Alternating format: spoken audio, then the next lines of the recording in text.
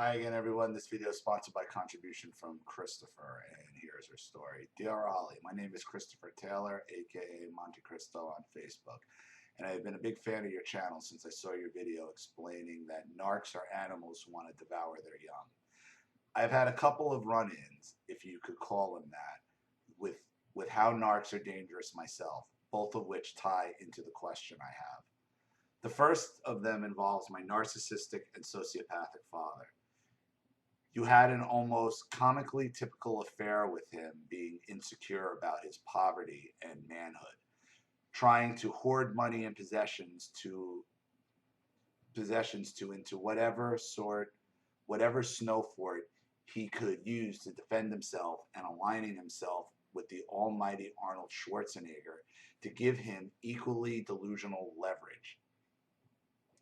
Specifically, he loved to try to use me as a golden ticket to get whatever narcissistic supply I had recently discovered. However, was however was what cannibalistic lengths he would go to in order to get his fix. I found out in 2016 during my therapy that I was sold at an early age of 1 or 2 into child prostitution for money by the douchebag. Not only was I to be used, not only was I to be a sex toy, but I was tortured via chloroform, electrocution, suffocation, and loud, intimidating noises. Turns out, turns out, I wasn't the only victim of such horrific things. My therapist recommended I watch the documentary Who Took Johnny, which talks of a young boy named Johnny Gosh who was kidnapped by an unknown assailant and taken into a prostitution ring centered around my hometown of Omaha, Nebraska. I guess racial riots and gang activity weren't juicy enough. We apparently needed a trifecta of shit we never got taught in school here. Specifically, the child prostitution ring was centered around Franklin Credit Union and took place between 1988 and 1991, which is when I could have been between the ages of 1 and 4, according to my repressed memories. Franklin Credit Union was shut down, but the reason is still called the Franklin cover-up because the woman who blew the whistle on the child pornography part was the one sentenced to prison, not the perpetrators. The second run-in was with Candlewood Church. I have somebody else who wrote to me about Candlewood Church a while ago. I was approached by another college student during my last semester in late 2009, and he shared the gospel of Jesus with me. I became a born-again Christian on that day. At first, I really enjoyed Candlewood and all the activities and evangelism we did. Things like our annual Faith Walkers convention made me feel like I was part of something greater than myself and for the greater good. Nevertheless, that old influence of narcissistic parent did not fail. Once I was inside, I was gradually turned from joyful and happy to overbearing and downright oppressive. I was pulled aside a lot and disciplined for behavioral issues that went from trivial things like singing too loudly in church to my anxiety attacks that were ultimately a result of my abuse growing up. To join the church was to join the army. No freedom, no privacy, and prone to being talked down to and gossiped about. It sure looked healthy on the outside, but I could sense that there was something wrong. Turns out that something was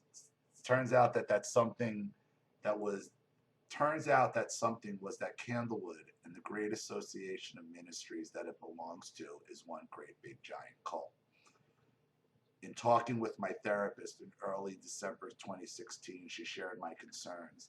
This led me to a website known as gcmwarning.com, which talks about the entire history of the Great Commission mindfuck and how it operated to control people's lives, thus producing hordes of zombie followers to spread their twisted version of God's word around like a virus to attract more victims. and they have apparently gained a huge global presence over the course of almost 5 decades. I even learned that it screwed with a few people I know from Candlewood, and almost destroyed one of their lives. Needless to say, I pray fervently for my close friends that are still in the church to wake up and get the fuck out, and will never set foot on Candlewood turf again, let alone attend season 16 of The Walking Dead. I've gotten a lot better since attending therapy with my Christian counselor, and I'm still a devout Christian.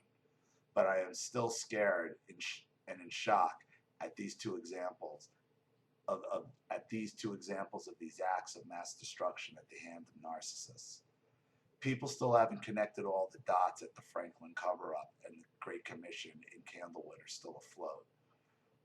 I'm not the only one who wants to bring them down. In fact, the information archives testimonials on gmcwarning.com are likely enough to create a petition to kill that beast with no problem. I can understand that no contact is the best way to deal with narcs on a relational level. But in the words of Edmund Burke, all it takes is for evil to triumph. All it takes for evil to triumph is for good men to do nothing. I, for one, would rather not sit on my ass while further pathogenic destruction occurs as a result of the monstrosities like the two I described here. I say we must take action and take these beasts down. What advice, if any, do you have to offer in this situation? Well,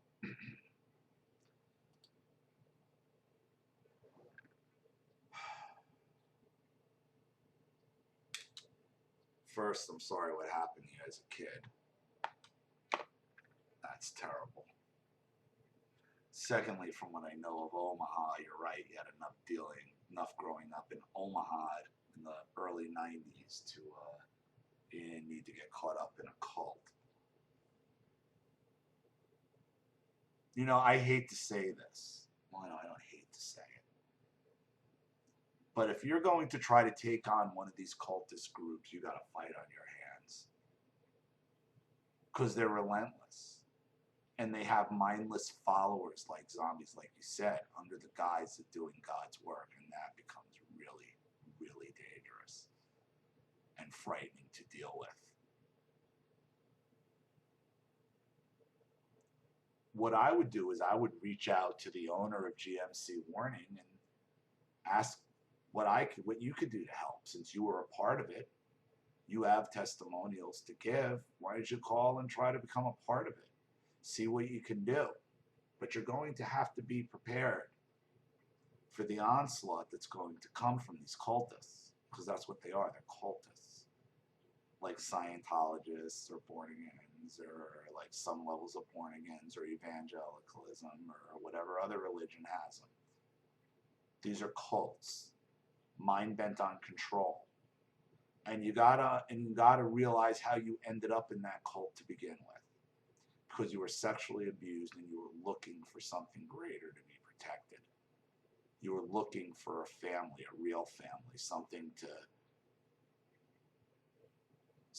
anchor to. And that's what cults look for. They look for people who've been abused, and they look for people who have that need, because they're easier to control, and they're willing to go along with things much easier, because they want to believe something, because they want to be accepted.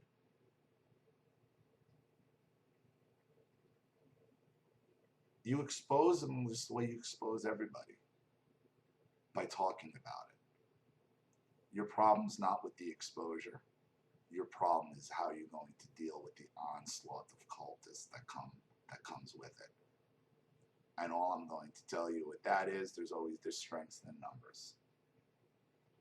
So your goal needs to be gathering up as many people who have seen the light and want to expose this as possible. Because the reason narcissism works so well and cults work so well is because there's strength in numbers. Okay? And you don't necessarily even have to outnumber the cultists. You just got to be more than one. Because any more than one the narcissist falls apart. If the narcissist tries to take on more than one person at a time, they fall apart. And it doesn't matter how many of them there are, because they can only think. Okay, because everything they do is opinion and fear-based on yourself. If you have somebody standing right there who's saying the same thing, it diffuses all of it. And then watch them spiral. So, thank you for your contribution. Thank you for your story. I hope that helped. Thank you to everybody watching. Please leave any opinions or advice in the comment section below. And again, if you want your story read on the channel, you have a topic you'd like me to cover, or a narcissist you'd like to expose, or you'd like a private Skype session or a private video made, you know what to do with the email and my PayPal link in the description box. I'll have the video right back to you. This is Ollie Matthews. Thanks for watching. See you all again soon.